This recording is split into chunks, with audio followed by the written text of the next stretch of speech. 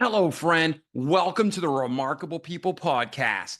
Today, we have a friend from the UK joining us, Joe Barnes.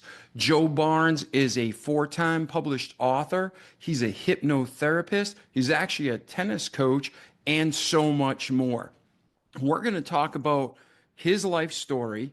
And then at the end, we're going to dig into practical ways that you can apply his knowledge and truths that he's sharing in this episode about the difference between questioning authority and asking the question, the difference between just taking for granted and doing what the public, the government, the status quo is, versus saying, can there be a better way? Is this even the right thing to do? So he talks about how you have the rebel code, and he explains about the rebel code and what it is and the 12 steps.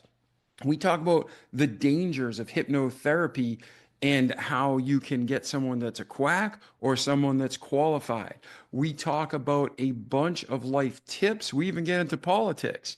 But at the end of the day, the purpose of this episode is to help you see who you are, how God made you, and how we can sharpen one another and become even better people.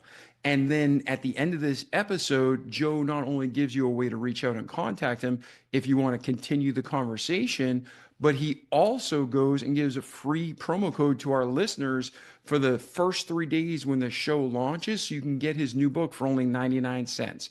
So that's it.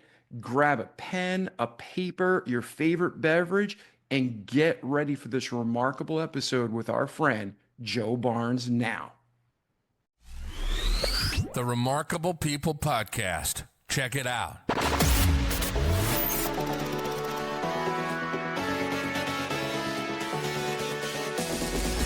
Remarkable People Podcast. Listen, do, repeat. For life.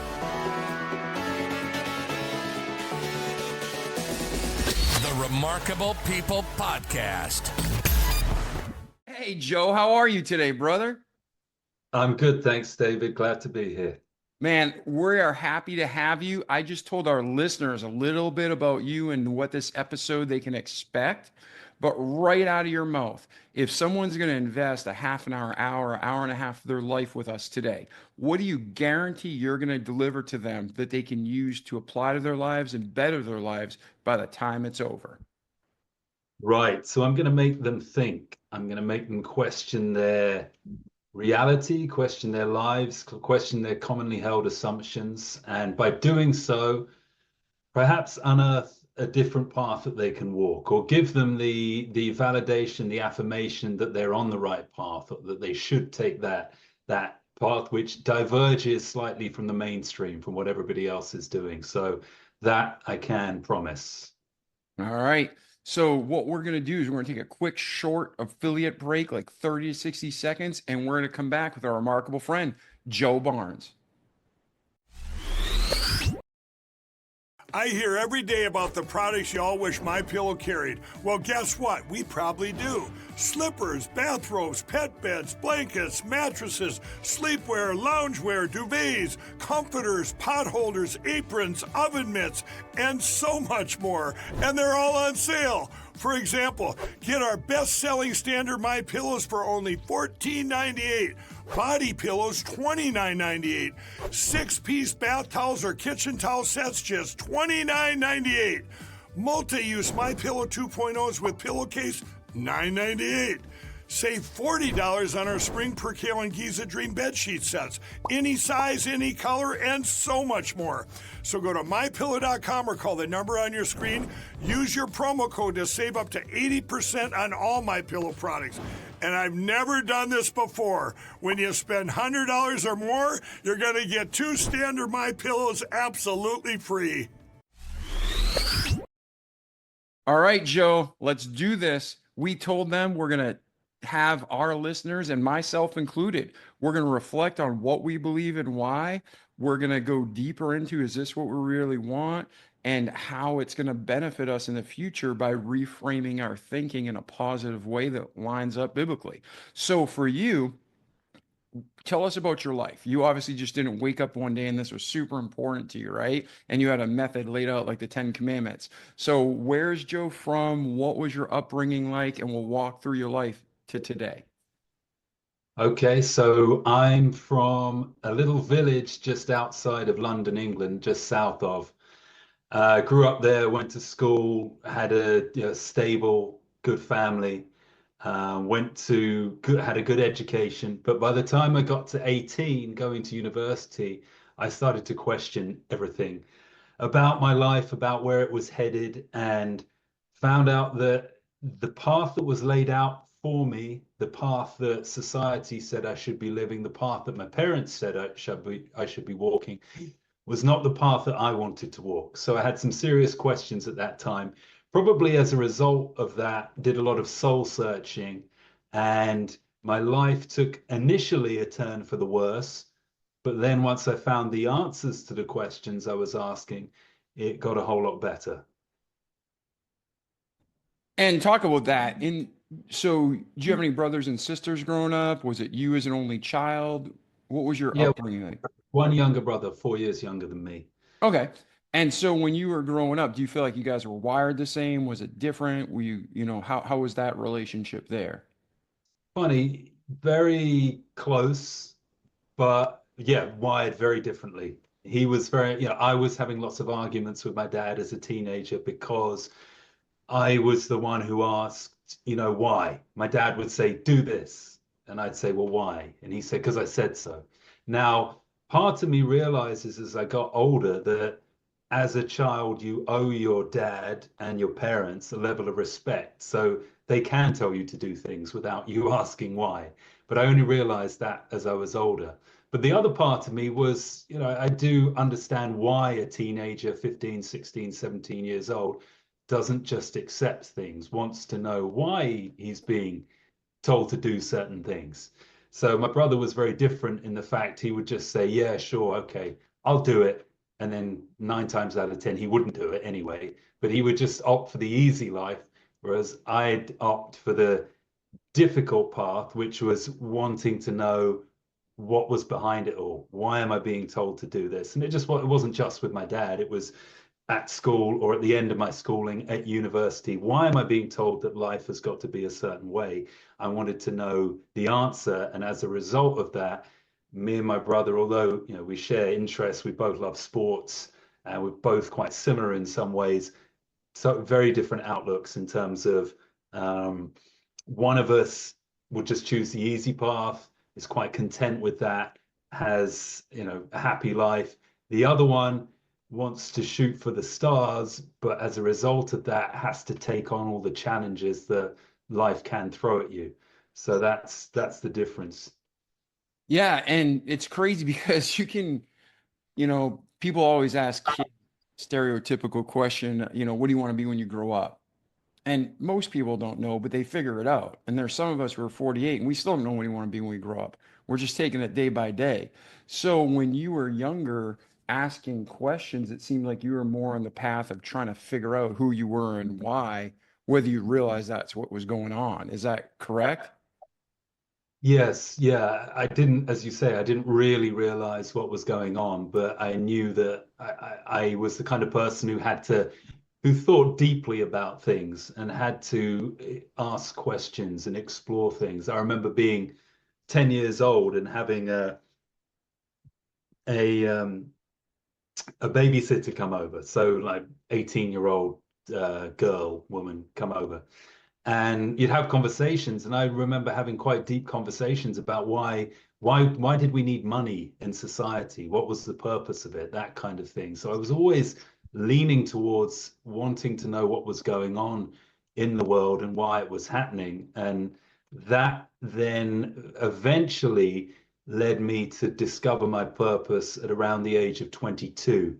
But I didn't really, I had an inkling of what I wanted to do in my late teens, but nothing solidified until I was around, 22 years old. My last year at university, I read quite an impactful book that played a big role in opening my eyes to certain things, and then I had a vision for what I wanted my life to be. Yeah. And what happened that was the catalyst? Was just part of your curriculum? Did a friend recommend the book? How did you get to that No, place? absolutely not. So I was studying politics, which I thought was where my future was going to lie, but I found my course very boring at university. So I lost motivation, lost interest in studying it, and I got interested in personal development. And I read a book called The Power of Your Subconscious Mind, and that just really a light bulb went off in my mind after reading it. For 22 years, I'd spent being told that whatever I wanted to do, it wasn't possible. And this was the first source, it's not even a person, it's a source, it's a book, an author who'd written a book telling me that I could live the life I wanted. And I was just like, wow, nobody's ever said that to me. Everybody's always said, you've got to be realistic. There are going to be restrictions. There have got to be limitations. Nobody's happy all of the time.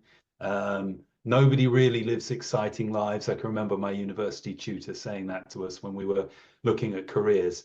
And yet here was this one source, this one thing that was telling me, no, actually, you can have the life you want.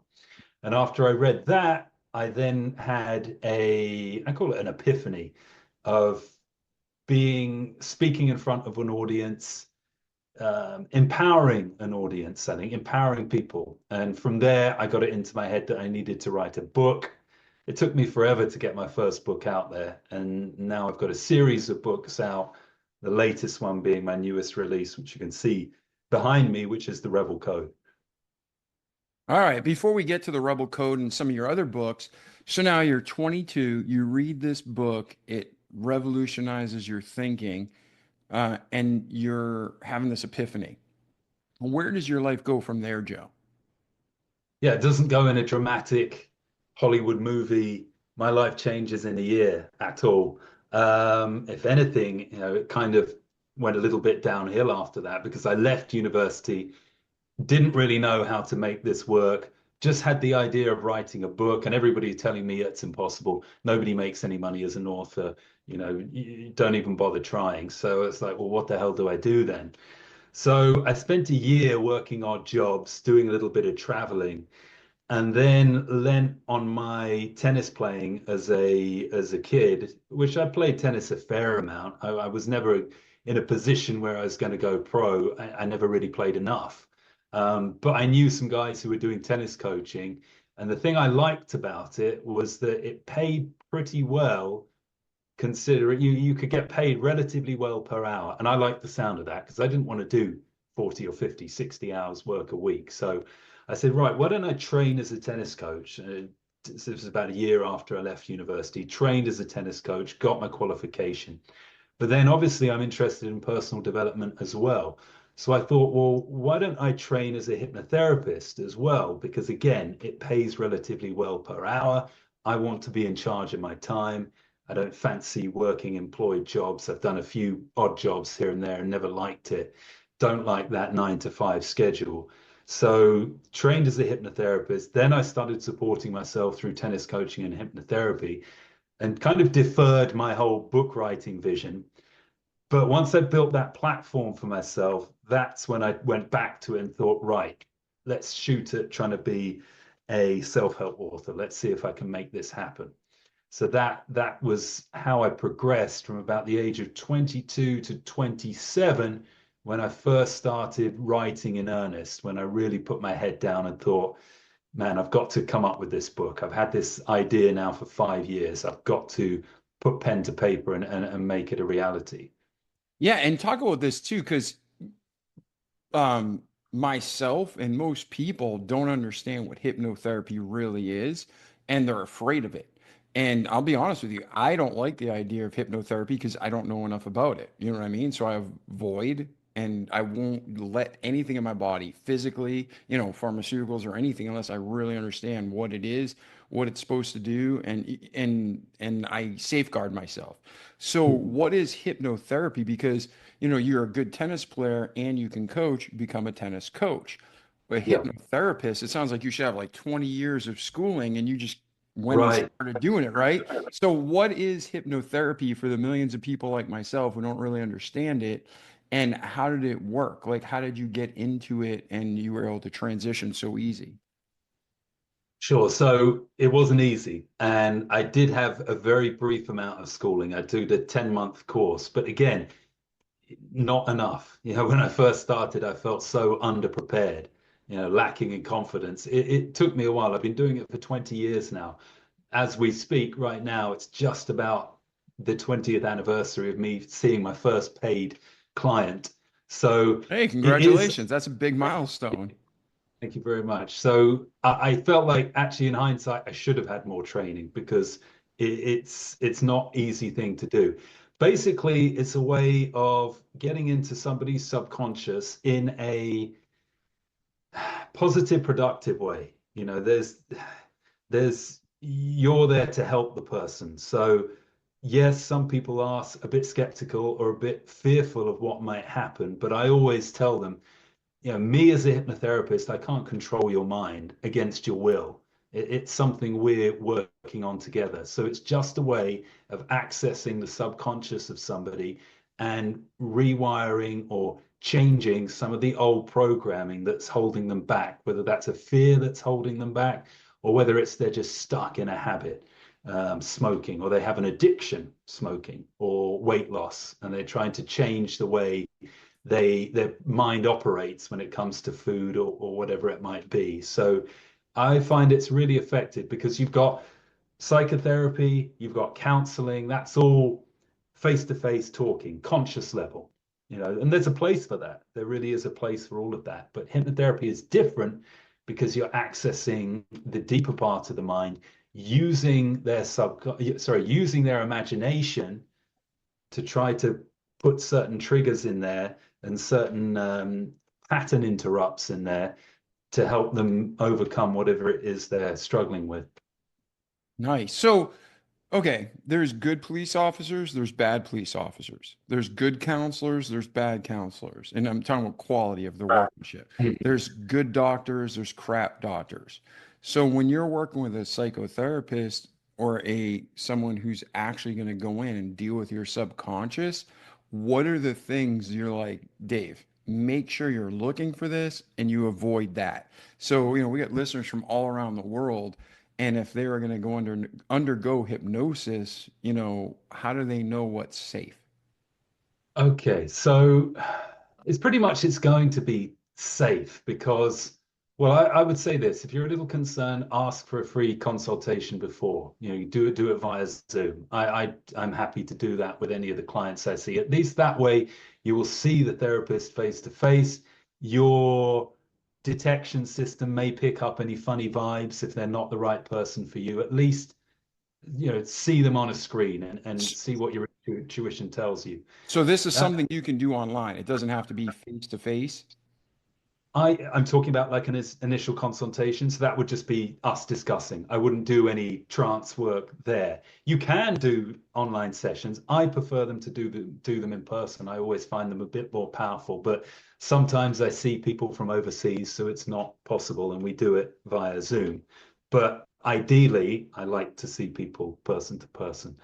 Beyond that, beyond just getting a feeling for what they're like, maybe you could ask them what kind of suggestions they use. So, for example, I've just been seeing a client recently, and he's had a problem that he was seeing a hypnotherapist with before, and that hypnotherapist very much used direct suggestion. So that was basically, you can do this, you can do that, it is possible, it will work, which sounds fair enough. But sometimes the subconscious mind doesn't accept that because you only really accept that kind of direct suggestion if the person you're working with is such an authority figure to you, has so much power in your standing in your mind that you accept the words that they say. And that may not always be the case with a hypnotherapist you've just met once or twice. So you've got to ask them, do they use direct suggestion or do they use indirect suggestion? So indirect suggestion is mainly what I use. It's a more subtle form of impressing somebody's mind with the idea that you're confident is going to help them overcome whatever it is they're trying to do. So I might use metaphors. I might tell them stories relating to their issue, but I'm talking around the issue. But the subconscious picks up on the deeper meaning of what I'm saying, rather than just saying, you can do this. You will stop smoking because, you say to somebody, you will stop smoking, but the subconscious can't process the negative. So what they're really hearing is smoking. You will smoke. Smoking. It's almost like an instruction to keep smoking. So you've got to be, it's not as easy as just saying, do this or do that. So if I was to advise your listeners, I would say, ask a hypnotherapist what kind of suggestions they use, whether they just use direct suggestion or whether there's some indirect suggestion as well. Nothing wrong with using a little bit of direct suggestion, but if the entire session is like that, it can be quite hard to make it a successful session. Yeah, and for you and the listeners, when I said easy to get into, if you are a floor cleaner, there is a level of mastery, and you can't beat a man at his own job. If you're a rocket scientist, if you're a hypnotherapist, if you're a podcast host, there's levels of skill that can always be developed. And I wasn't insinuating that hypnotherapy is easy. I think playing with the brain is very complicated. It's probably I think it is the least understood part of a human is the brain, right? So you're in uncharted territory. What I meant by easy was there's not like a 20-year training Yeah. certification or licensing. It's like you could, like you said, you took 10-month classes and then you were licensed, correct? Mhm. Yeah. Well, believe it or not, that was one of the longer courses. Some people do a weekend That's or and two. that's what I meant by easy. And to me, like there should be certain things that have hard barriers of entry. Like you don't want people just messing with your brain, right? So, Yeah. okay, I appreciate you helping us set up these boundaries of what to look for and what to avoid. Yeah. Well, I don't know how it is in the US, but in the UK, it's still quite unregulated. So I think you don't even need a qualification. You could just put yourself online, say, I'm a hypnotherapist, come and see me. So yes, you have got to be a little bit careful with that. So it is a little bit, like the Wild West. There's not a lot of regulation. That doesn't mean people are doing bad jobs or taking advantage of people, but it does mean that you should probably thoroughly investigate whatever hypnotherapist you want to hire and work with. So yeah, I get what you're saying with Yeah, it's very easy to call yourself a hypnotherapist. yeah, and that's what I'm saying. When you have someone who's good at their craft and their art and they're a master of it, that's invaluable. But what I meant is like you don't want to get stuck with somebody who hijacks your brain. Like you see these movies and I know those are dramatized, they're Hollywood, but they make people do things. So you just Yeah. have this fear, but even if it's not like that sinister and dramatic, like as a Christian, I worry about letting my defenses go. What else am I letting into my body? What am I if someone is trying to help me, like you said, they're saying stop smoking, but really there's no negative. It's only positive. So it's just Yeah. smoke, smoke, smoke. So even if someone has good intentions, they could be harming you in your brain, right? Yeah. Yeah. Yes, I agree, but also to a degree, the hypnotherapist's power and control over you isn't as absolute as people think. So if you were to suggest something that was just too out there, so let's say I'm totally unscrupulous and I say, and when you come out of the trance, you will find that you are just really happy to give me access to your bank account. And there's no limit to which I can't credit, to which I can't call on from that account. Now, if I was to say something like that, not that I've ever said something like that, but if I was, you would reject it. You would not accept that suggestion. There is no Darren Brown. I don't know if you know who Darren Brown is. He's a mentalist. He's got a lot of shows about how he persuades people to do some kind of criminal acts. But no person like that, no, best hypnotherapist in the world will be able to do that to somebody because you would simply reject the suggestion because you still have a degree of control and autonomy over your mind. And again, most people, and you correct me if I'm wrong, like most people are coming to you for stop smoking or weight Yeah, loss exactly. or overcome depression. So it's a different world than somebody who's saying, hey, I have this desire, I want to kill people. And you're trying to take their desire away. Well, if their heart really wants to kill people, that could be something you could potentially manipulate them to do, correct? Yes, if the motivation is there, Yeah. that's when hypnotherapy. If the motivation's not there, you probably can't get them to do something. But if it's there, that's when hypnotherapy can be good to give them the push to do it, to do the thing they're planning to do. Yeah, so you work in something that's very complex, and I'm against government, like big government. I think the government's role is national defense, and it ends there. Like that's where it should be, right? But at the same time, like there should be some within countries, like I'm not against like certifications because it says this person put 10 years into studying. You put Hmm. 20 years into studying. I'd feel good if I was going to undergo hypnotherapy that someone with experience and a track record of success is working on me, right? I don't let somebody touch my car that's a crappy mechanic. Why would I let somebody touch my brain? So, Yeah, yeah. yeah, exactly. I just think it's too small of an industry for them to bother. I totally agree with you, but it's just like it's so niche Yeah. that I just don't think anybody has really any government has taken the time to say, yeah, we really need to crack down on these hypnotherapists. You know, they're influencing people's minds in terrible ways. So Yeah, no, and it's again, it's just I'm just in a perfect world kind of deal. But all yeah, right, so now you're 27. You're yeah. coaching tennis, you're doing hypnotherapy. Bring us from there to today.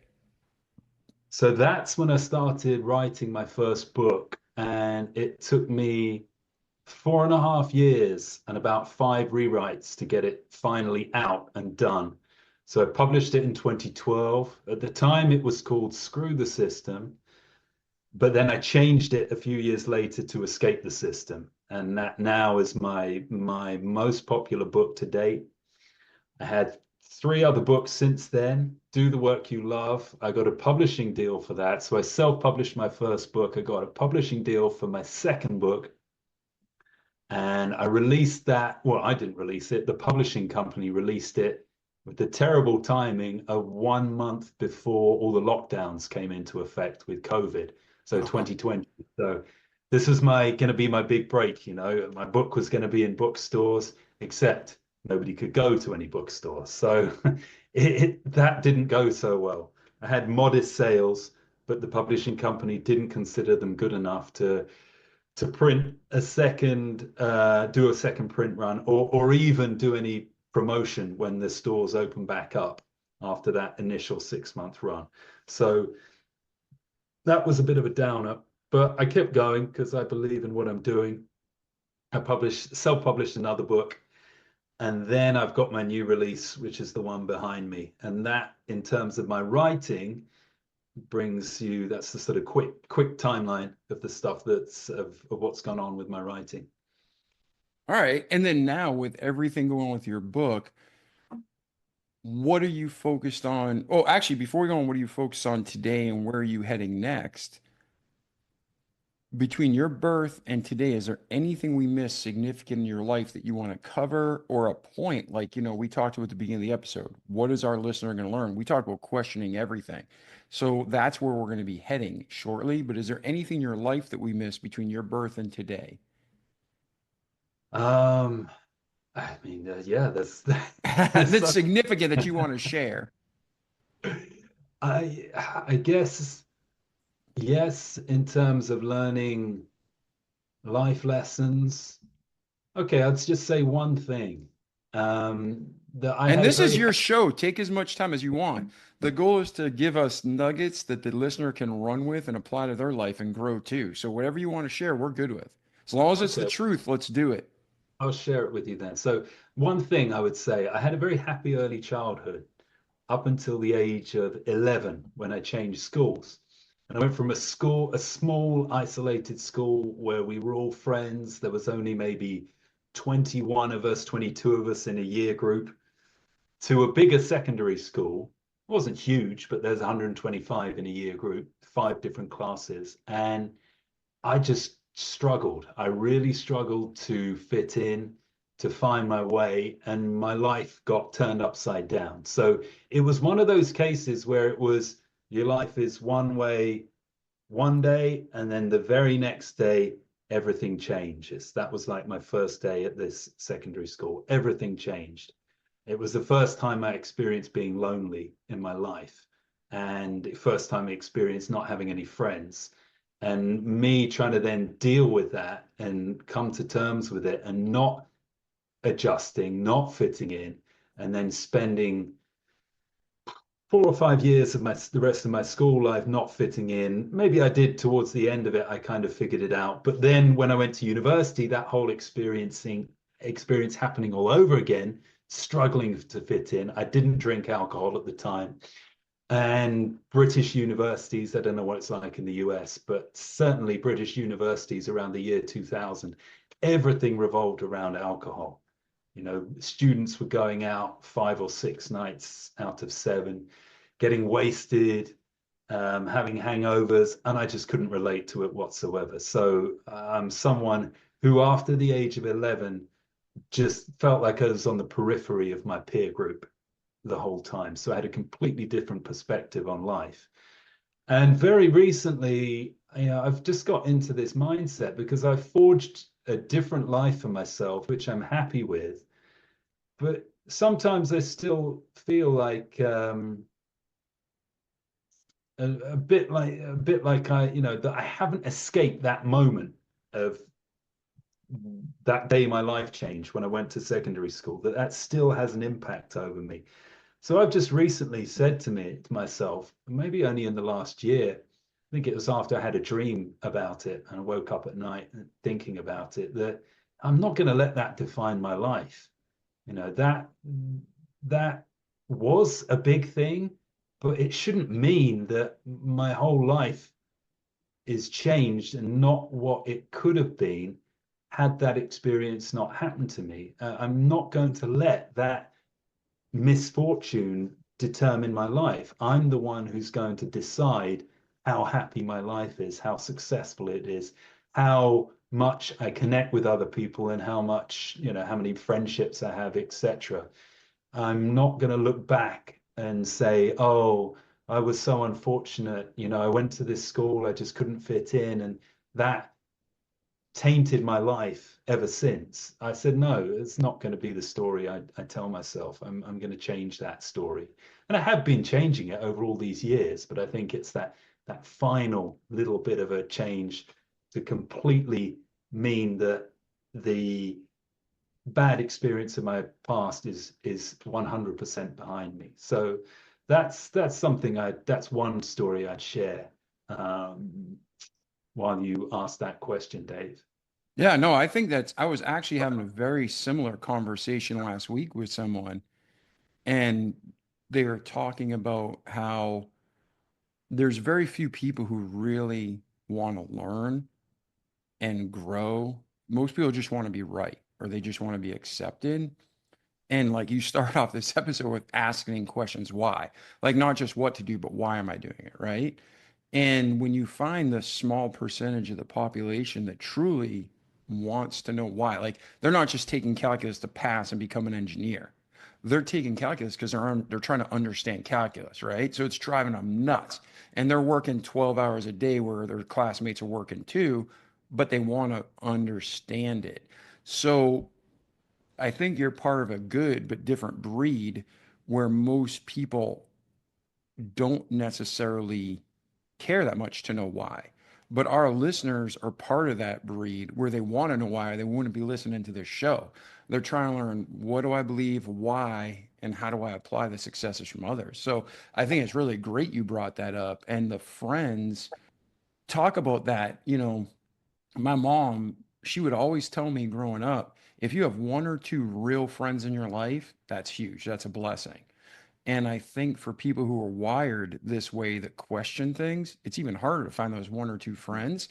So how are you doing with finding real people you connect with?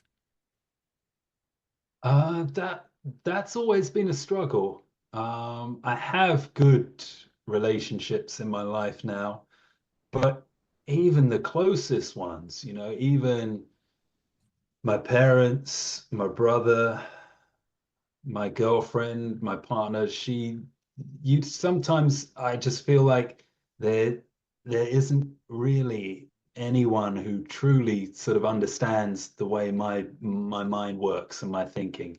And I'm someone who's okay with, we can be different and we can still be friends. That's not, I don't have to, my friends, my loved ones don't have to agree with me on everything, and we don't have to think the same on everything. I'm more and more I see now in the media, especially I observe it in the US, is that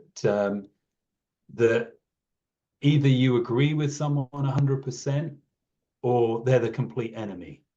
Yeah. You see it more and more now with Donald Trump somebody observing from the UK.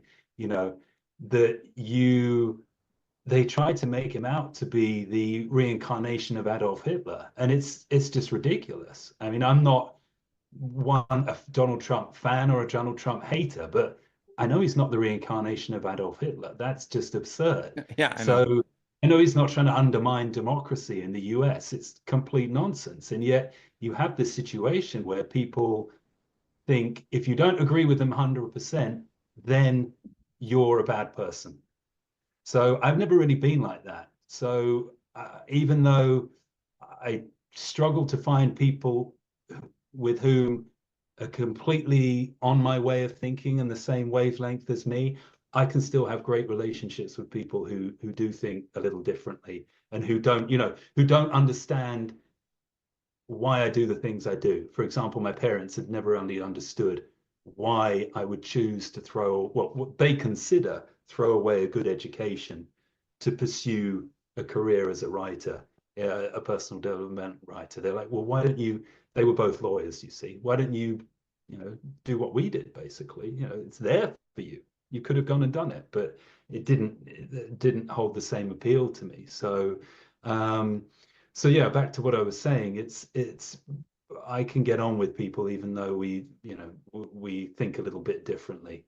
But yeah, I do struggle to find people who are really on the same wavelength as me, and it can be a little lonely. Even though I've got friends, I'm in a relationship, got great relationship with my parents. You can get a little lonely because you just feel like, man, nobody really, really sees the world in the same way that I do. I mean, I get that. I feel it from my readers. When I get an email from people and I can tell my books have resonated with them, but then you're not always best friends with your readers because they may live on the other side of the world, or they just email you to tell you that they love the book, and you email them back with a lot of appreciation, but you don't develop a friendship off the back of that. Yeah. Yeah. And people don't, you're writing it, maybe a 1 in 10,000 ratio you'll hear from a reader who picked up your book. Same thing with podcasting. Like we have listeners all over the world, but we don't get to see them or interact with them very much. So there is like this isolation and loneliness. Um, yeah, I definitely get what you're saying. And then also, did your brother end up being a lawyer? No, no, school teacher. Oh, thank God. If he was a lawyer, your parents really would have been all over you. So, okay. So now you are an author. You have, you work with the not psychotherapy. Wait, is that Hypnotherapy. the correct word? Hypnotherapy. Hypnotherapy. My mind just blanked out, right? What are you doing to me? No, I'm just kidding. So you got the hypnotherapy, you got the author. You've written 3 books now, you said? Four. Four. 4 books. What's the fourth? I missed one. That was I didn't mention the Personal Freedom Manifesto. That was my third book. Okay, okay. I thought because I'm like, I wrote down 3. Okay, good. All right, so you wrote 4 books. You have the hypnotherapy. What else is going on in your life, or where are you heading next before we get to the real practical ABC steps 1, 2, 3 that our listeners can try some of this and start moving forward in their life? Like questioning. There's a huge difference with questioning someone and asking a question. And you mentioned that about your father growing up. Like before, you didn't give him the respect he deserved as a father, but you were a kid. You got to learn that, right? Mm. And again, if I have, whether it's a boss or a friend, if they tell me something, it's like, oh, well, why is that? That's asking a question. But if you have that wrong attitude, you're actually questioning them. Like, you don't know what you're talking about. Mm. So, talk about healthy questioning. What is that? Um, it's not accepting at face value what the majority opinion is. So, I mean, I don't know whether we can discuss this or not, but I think a great, tell me if you'd rather avoid the subject, but I mean, COVID is a great example of that. Yeah, dude, go So, ahead, man. I mean, yeah, you listen, I'm with you, whether we agree or disagree. Some of my literal best friends that I die for, we have dramatically different beliefs, but we're still friends. yeah. And either I'm right and they're right and I'm wrong, or we're both wrong, but we need God's truth. So the whole goal is iron sharpeneth iron. So the man, the countenance of his friend. I believe as long as we're telling what it's honest and we're Mm. seeking the truth, God's will, God's truth, God's understanding, I'm good, man. So, but just so you know where I stand, I think COVID was man-made and meant to destroy and a horrible, horrible disaster for the planet. So you can say you love the vaccine, you can say you hate it, but we can disagree. I think it was killing more people than that COVID vaccine killed more people than the COVID did. Well, that's the kind of questions you got to ask. And very much was asking those questions. If you go back to 2020, we were being told this is the situation, this is the way things are. The media were telling us. When the media were telling us, that would get into the minds of 90% of people who were then repeating what the media was saying and saying this is the situation, this is terrible, reacting to COVID as if it was Ebola. Ebola has a 50% death rate, okay?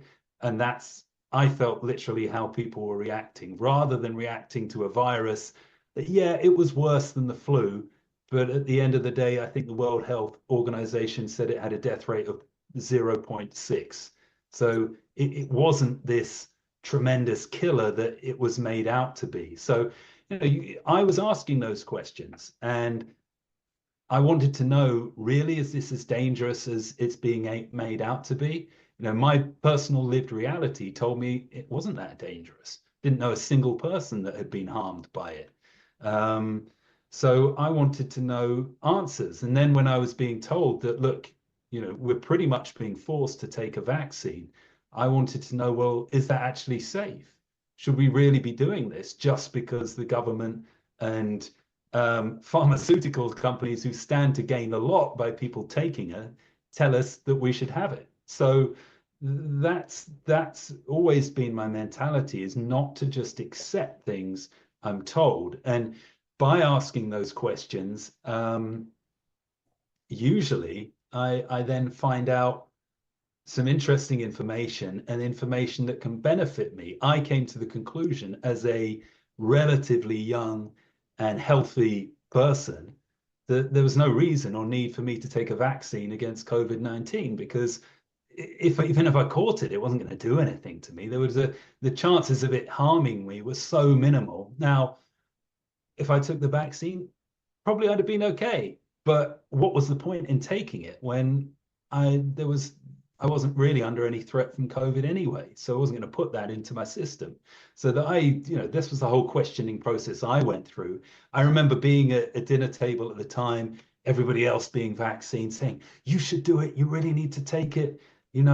Oh, protect yourself, but also you've got to protect other people. What do you could be harming other people." And I just thought to myself, no, I'm not going to do that. And as time progressed, and we found out, well, actually, COVID really wasn't as dangerous it was made out, and a lot of people were having adverse reactions to the vaccine.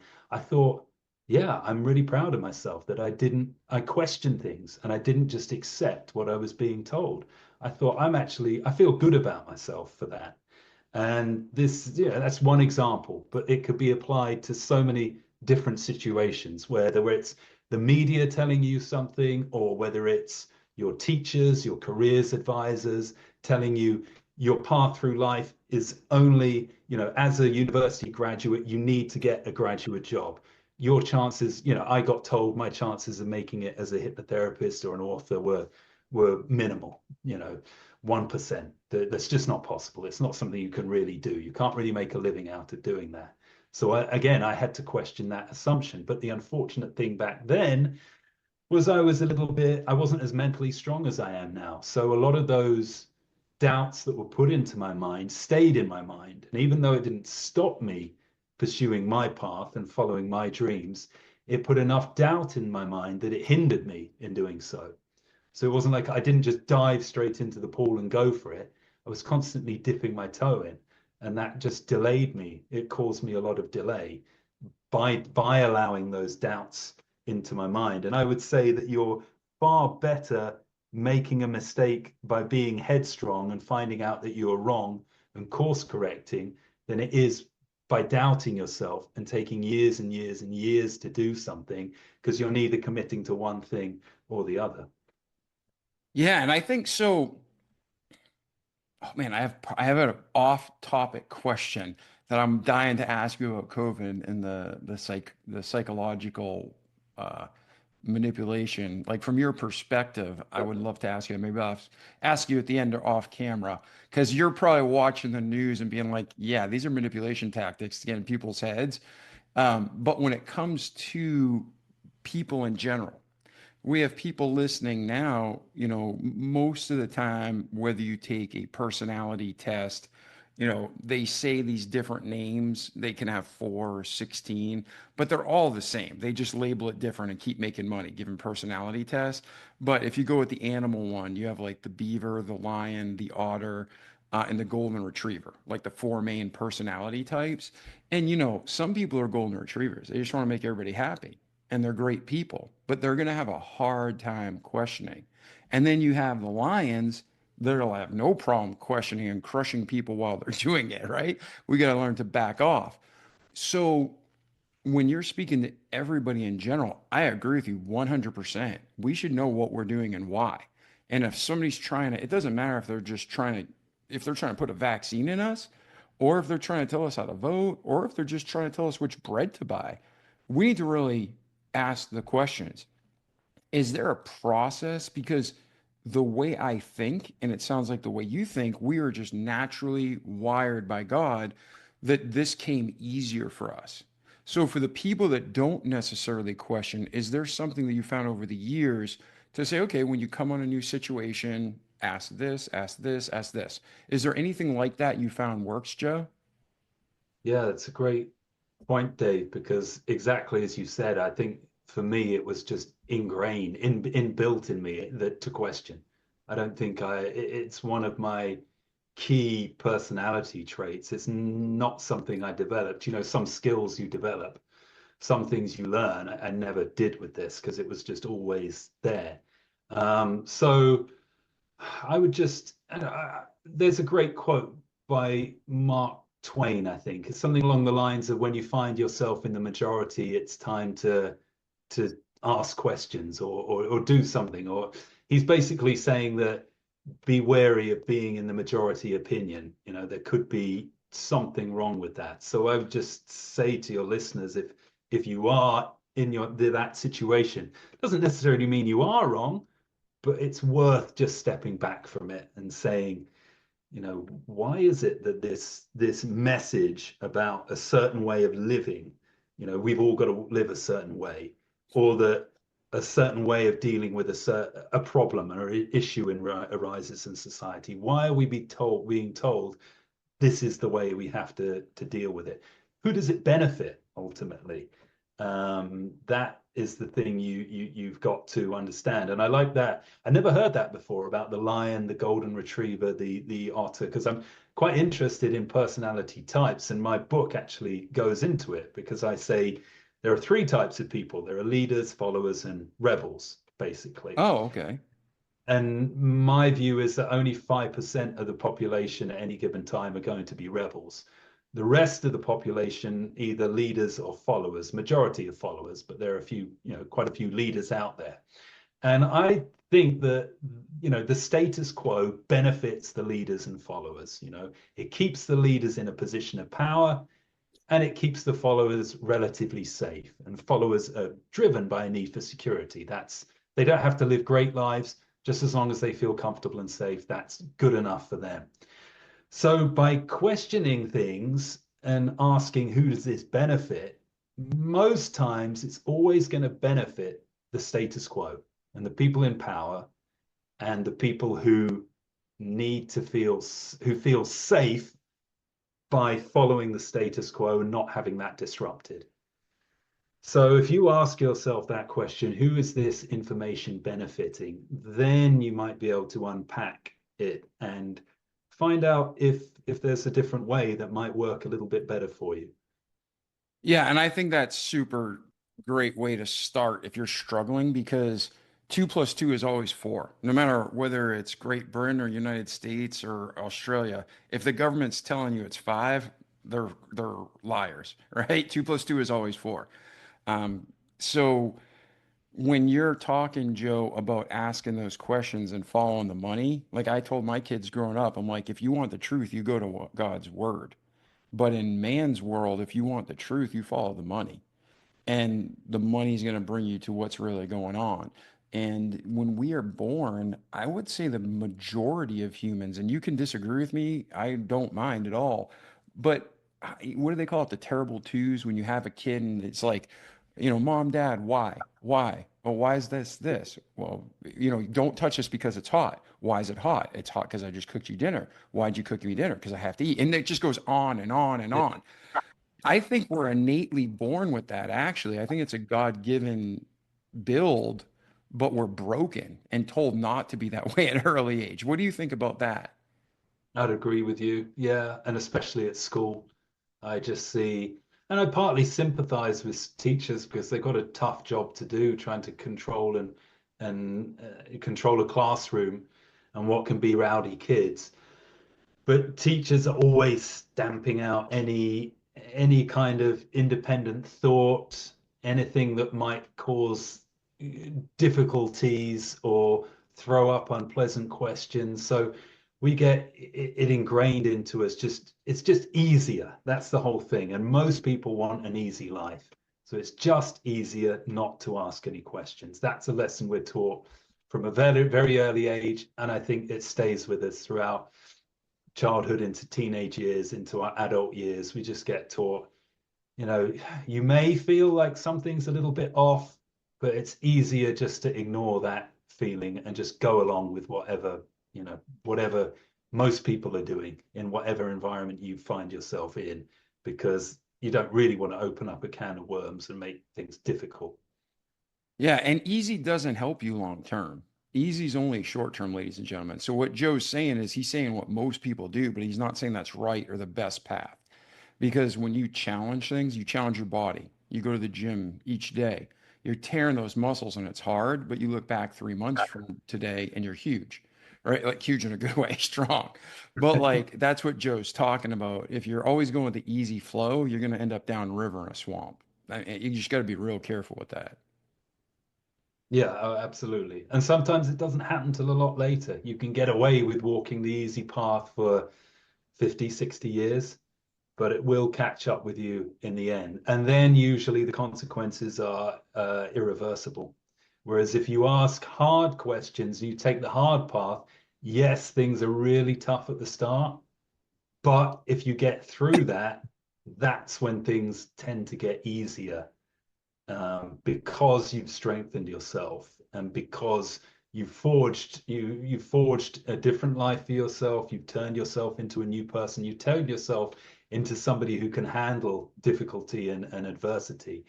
And that means that ultimately life should get easier for you, apart from the natural aspects of aging. But even then, you can mitigate that to some degree. But if you just keep walking that easy path and what's the avoiding adversity and difficulty, it may get to the point at some point in your life where it's just too great and it crushes you, and there is no coming back from it. Yeah. Yeah, I agree. And your new book's called The Rebel Code. And I understand based on this conversation what you mean by that, and there's a balance to it. It's not just rebel against everything, anarchy. That's not what you're saying. You're saying question everything with reason and common sense that God gave you, right? Yeah, Yeah. yeah, absolutely. Yeah. So before we finish up the episode, what is something when people pick up your new book, The Rebel Code, what can they expect to get? out of this book? So the subtitle is 12 Steps to Find Your Place in the World and Win.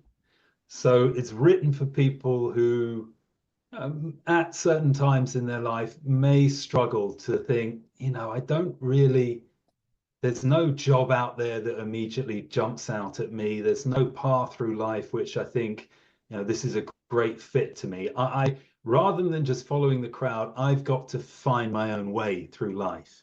So that's what the book is really good for. It's 12, each step is like a rule to follow, except I didn't call it rules for rebels because some of my readers pointed out, look, rebels don't have rules, so you can't call it that, Joe. So I had to call it the Rebel Code instead. But anyway, it's supposed to be guidelines for those questioning minds who want to create a different kind of life for themselves. So, I mean, I can go into each one of the steps briefly, or maybe just give you an overview. I don't know what's easier. Yeah, I mean, our show is all about not just what you achieved or overcome, but what you did in the practical steps of how you did it so our listeners can too. So obviously we can't cover the whole book in depth, No. but if you want to give a quick summary of, hey, if you're listening, here's Yeah, the we 12 just do steps, that. or here's even the first step to start. And if you see it working, contact me. Wherever you want to go with it, Joe. Yeah, so we've got sort of philosophical steps, we've got financial steps, we've got relationship steps. So I start off by saying step one is create your own world, but don't get lost in it. Step two is be guided by your heart when making major life decisions. Step three, discover your passion. Step four, work on your own terms. Step five, save between 10 to 20% of your income every year. Step six, make at least one investment outside of a pension. So my whole idea is there are two types of freedom. There's financial freedom, and then there's the freedom in your mind, within your mind. So don't just think because you're free in your mind that's it. You may want to be financially free, because one of the ways the system grips us and gets a hold of us is our need for money. So if you can create enough income so that you're not, I call it, I copy a phrase from a film where it says you've got to make fuck you money. So if you can make enough money so that, you don't have to have a boss, you don't have to go along with what other people want you to do, then that's another level of freedom. Step 7 is about connection. It says make time for other people. Step 8 is only get married if you're absolutely unequivocally certain that it's going to work. So I'm not saying that marriage is wrong. I'm not saying that long-term relationships are wrong. I'm just saying that if you're a rebel and you get in the wrong marriage and you end up in a divorce court, it can seriously damage your quest for freedom. So step 9 is avoid taking medication for mental health issues. I might change the title of that to just protect your mental health, as I'm releasing a second edition. I know that's quite controversial for some people, but again, I highlight the other side of the mental health problem in that basically, if you look at the statistics, there are over 50% of people who start using mental health medication either have a problem with side effects or they have serious problem with withdrawal symptoms when they try to get off it. So again, I'm not saying never use it. It can in some circumstances be useful, but I'm just saying there are so many other things you can try to improve your mental health before you go down that route. Step 10, never retire. So basically, we get taught that work hard all your life in a job you don't really enjoy just so you can retire at 65 or 70. I'm saying don't follow that approach. Find something stimulating or different stimulating things you can do throughout your life. And that way you get to feel alive all the time, irrespective of how old you are. Step 11, rejoice in your curse. Basically, that is a philosophical approach to life, which says, sometimes it's the bad things that happen to you can turn out to be the best things. So don't dismiss them too quickly. Step 12 is basically break the rules. And I don't mean break the law by that. I basically mean challenge the accepted way of doing things, because that can actually be a superpower when you break societal unwritten rules, when you break the rules of some certain work practice rules, it can lead to great innovations. So combine those whole 12 steps, and you have the complete picture and what I believe is being a happy and successful rebel. Awesome. Yeah, and you know, I mean, I'm going to tell you what I feel and what I believe, and I want you to tell me what you feel and what you believe. Everything you're saying, I feel like is balanced. And the rebel word, like in America, you get a picture of like these like James Dean or like these Yeah, yeah. hardcore like anti-cultural people. And it's cool. It's got a cool feel, and I know that's what you're going for, and that's good. But biblically, I always struggle with the word rebel because rebel is like rebellion. And it says that rebellion's as bad as witchcraft. So it's like when you're talking, I agree with what you're saying. And I understand that's the theme of your book. But just to be real crystal clear to our listeners, he's not telling you to rebel against God. He's not telling you to rebel. He's saying just question and really look at what are you doing and why and what are the motives and is it the right direction or are you being lied to and are you like a sheep going to the slaughter, right? Is somebody about to smash your head with a sledgehammer for their own benefit and gain? Is that correct, Joe?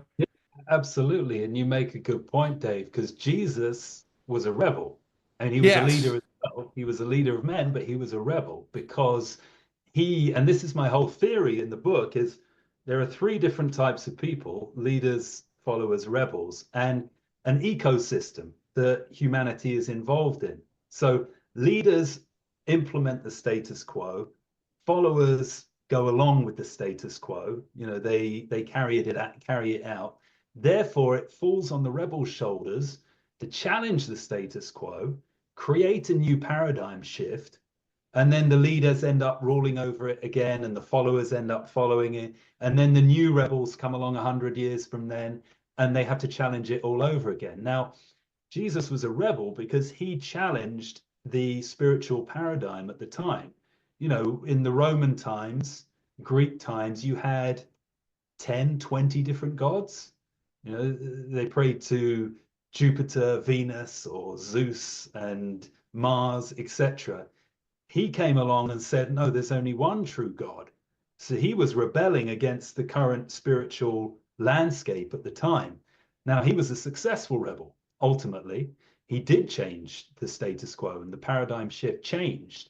And then after that, Christianity in some parts of the world became the status quo. So that what you're saying very much fits into the model that I talk about. That it takes rebels in different spheres, in the spiritual world, in the innovation, in the manufacturing world, in the world of civil rights and politics, to come along and shake up the system, because it needs it every now and again. It doesn't need total chaos. This can't be happening all of the time, but every now and again it needs it. I just feel that now, the 2020s, is a point of time where we really do need it, because as we talked about a little earlier with COVID and certain other situations as well. And I don't know, as I said, I don't think that I'm not saying I'm a Trump supporter or a Trump I hater, am. but Screw that. He's it, fantastic. I don't care if you don't like his personality, but look at what he's voting for and doing. well, He's what what amazing. I'm what I am interested in is he seems to be creating this paradigm shift, maybe. So I'm interested to see how it plays out. I'm going to reserve judgment. I'm not going to say one thing or the other. I'm especially quite relieved about his stance with the Ukraine war. And I'm just interested to see how it all develops. So maybe, I don't know, maybe we are coming into times where a paradigm shift is going to occur soon. Yeah, no, I mean, my personal thing is if you take out personality and you put on paper, like, you're from Great Britain, I'm from America, and I believe, well, I believe the Bible, but within America, we have the Constitution, and I think we're a republic. So if I was to vote, and then I look for what Trump is voting for, it's the same. And again, like Mm. you said earlier, we don't have to agree on everything, but we got to go back to the core foundation for us in America, the Constitution. My main concern with Trump is just, power corrupts and absolute power corrupts absolutely. So even Trump, even though I'm a Trump supporter and everything that RFK Jr. and Elon Musk and that whole team, the borders are Tom Holman, all those guys are fantastic, but they need to be held to the same standards and the checks and balances of our Constitution to keep everything smooth for generations to come. I just don't want to go from one crazy nut job Biden Harris regime where they're freaking destroying America every way, every way, and then go to another, I don't care if you're Democrat or Republican, I'm an American. So that to me is the main thing. It doesn't matter who's in power, they need to have checks and balances. And that's why it's like when you're talking about politics, man, if you don't agree with me, that's fine. But Trump, I think, is a great model because so many people hate that guy. But if they were to vote and they actually pull their head out of their butt, they'd be voting for the same things. Yeah. It's I don't like the vilification of people for really no reason. The hatred that he gets, I think, is just way over the top. I'm not saying he's the best president ever, but he's certainly no worse than any other president. Probably better, certainly appears to me as an observer to be better than Biden, at least as a minimum. He's better than Biden. So I Listen, don't. yeah, I'm sorry. I didn't mean to cut you off. I'm really No. passionate about this stuff, but like, you could be honest. Biden couldn't get a job as a greeter at Walmart, and they made him president of the United States. So that's just, you have to ask who's running the show. We talk about questioning. There's a puppet master, and I know it's Satan in that realm, but the next direct line after Biden, who's really pulling and calling the shots for the last 4 years, it's sick. That guy was a terrorist to America. He destroyed our economy, he destroyed our border. And Kathleen Harris just supported everything. And then she's not even voted for her own people to run for president of the United States. The whole thing was, I mean, it was sick. I'm ashamed that our country got to that crappy level, but I'm glad we got Trump now in this team in the White House. Yeah. So, but back to something positive because politics is hot right now in America. Um, between your birth and today, or any final words, Joe, you want to leave with our audience to help encourage them to say, hey, if you're struggling in life to find where you fit in and to win, start here. Or if they want to continue the conversation with you, what's your website? What's the best way to reach you? Right. So my website is www.escapethesystem now. So you're going to get some interesting content there, lots of blog posts. Then obviously the book, just go onto Amazon, search The Rebel Code. Maybe I can give you a link, Dave. I can send that through to you. I don't know how soon this airs, but I could also do a special discount for your listeners.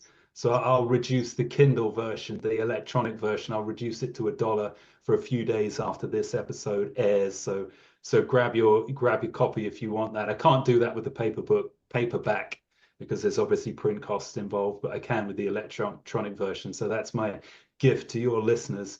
Oh, thank you. Yeah, we'll put that link in the show notes and on the website. Will there be a promo code to use, like Remarkable, or do they No, just use the link? it's just I got control over the price, so I'll just knock it down for a few days, and then I have to put it back up. I can't leave it down too long, but I will do that to make Okay. sure anyone who's listening to this, when it goes live, that they can click that link, and if they want to read further, there'll be no financial obstacle to doing that. Excellent. And the best way to reach you is through your website? Through my website, or get me on Instagram at EscapeTheSystem19. Yeah, one of those two methods. Or I've got a contact form on my website as well, and that goes through to my emails, and I can respond to anything there. All right, and Escape the System 19 at something, or? No, that's my Instagram address. Oh, got you. Escape the System 19. Got you. Okay.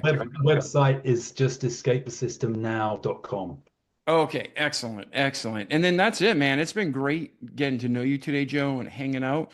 Any other final thoughts that you want to leave our listeners with before we wrap it up for today? No, I think we've covered pretty much everything. I think I want to try to. I've been a little bit critical, so I almost want to be positive, find some positive to tie it all up. But I do feel that by questioning things, you're going to have a richer deeper, more meaningful life. And that is a huge payoff. You're not just going to have a surface level experience. You're not going to wake up at 60 or 70 years old and think, oh, where did my life go? I just went with the flow the entire time. I don't really even know who I am as a 70-year-old.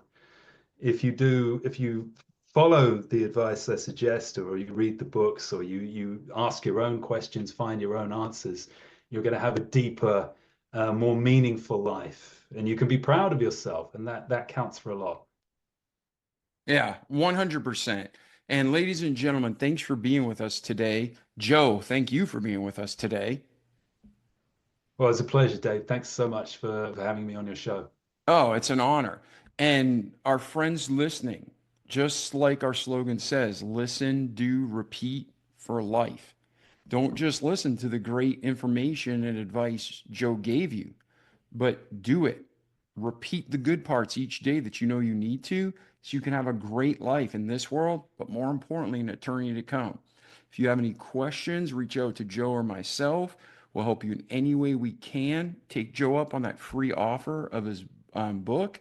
And then also share this with your friends and family members. It can help encourage, especially those who you know there's just a hero inside, that God put this giant inside of them, but they're just afraid to just be who God made them to be.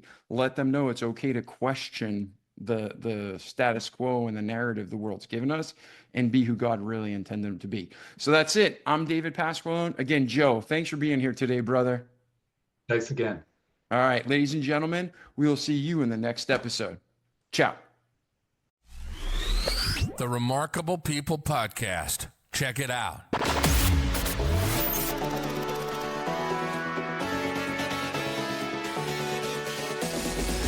Remarkable People Podcast. Listen, do, repeat for life.